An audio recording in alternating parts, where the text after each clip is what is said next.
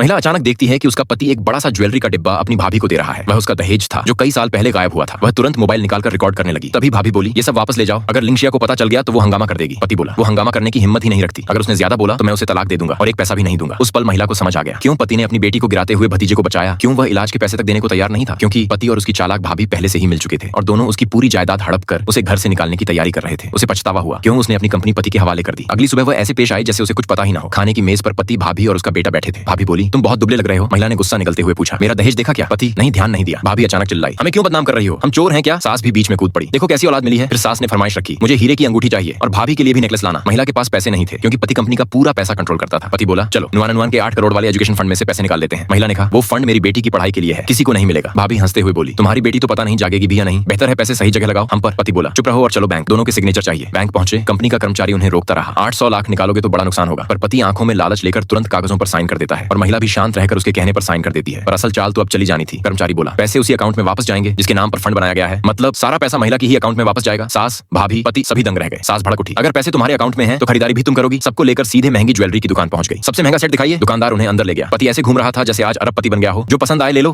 Bill बहू भरेगी। महिला का दिल सुलग रहा था। बेटी अस्पताल में पड़ी है और यह आदमी किसी औरत पर लाखों उड़ाने चला है। तभी उसने चुपके से कॉल किया, मेरे सारे पैसे बेटी के मेडिकल अकाउंट में डाल दो और बेस्ट मेडिकल टीम लगा दो। उधर सास और भाभी एक 20 करोड़ की नेकलेस पर टूट पड़ी। सास चिल्लाई, इसे पहनूंगी पर पहले ट्राई कराऊं। दुकानदार, ट्राई करने पर 5 करोड़ का चार्ज है, अगर खरीदोगे नहीं। दुकान के लोग और ग्राहक सब हंसने लगे। फ्री में पहनने आई थी ये। शर्मिंदा होकर भी सास हटने को तैयार नहीं थी। करार पर साइन कर दिया और पहनते ही बोली, अब बहू पेमेंट करे। महिला ने कहा, क्यों? अपने बेटे के लिए घर की विरासत खरीद रही हो तो तुम लोग पैसे दो, कंपनी भी तुम्हारे नाम है। सास चिल्लाई, अगर पैसे नहीं दिए तो इसे यहाँ पीट पीट कर सीधा कर दूंगी। पति गुस्से से आगे आया, लिंगशिया पैसे निकालो वरना। उससे पहले महिला ने जोरदार थप्पड़ जड़ दिया। सास हाथ उठाने आई। महिला ने उसका हाथ भी झटक दिया। वह बोली, मेरी बेटी मर रही है और तुम लोग यहाँ लुट रहे हो, तुम्हें शर्म नहीं आती? तभी चालाक भाभी बोली, तुम्हारी बेटी का बाप कौन है? पक्का नहीं, शायद किसी और का हो। महिला का खून खौल गया और उसने भाभी के गाल पर भी तेजी से थप्पड़ जड़ दिया। मेरी बेटी पर कीचड़ उछाली तो मुंह तोड़ दूंगी। भीड़ बोलने लगी, ऐसी औरतों को जवाब ऐसे ही देना चाहिए। पति उसे चिल्लाकर बोला, माफी मांगो उससे। महिला बोली, जिसने मेरी बेटी को मारा उसे मैं आज ही जेल भेजूंगी। सास चिल्लाई, मैं पुलिस बुलाऊंगी, तुमने 8 करोड़ चुराए, तुम अपराधी हो। महिला ने मुस्कुराकर कहा, ठीक है, मैं ही पुलिस बुलाती हूँ। उसने मोबाइल उठाकर नंबर डायल कर दिया।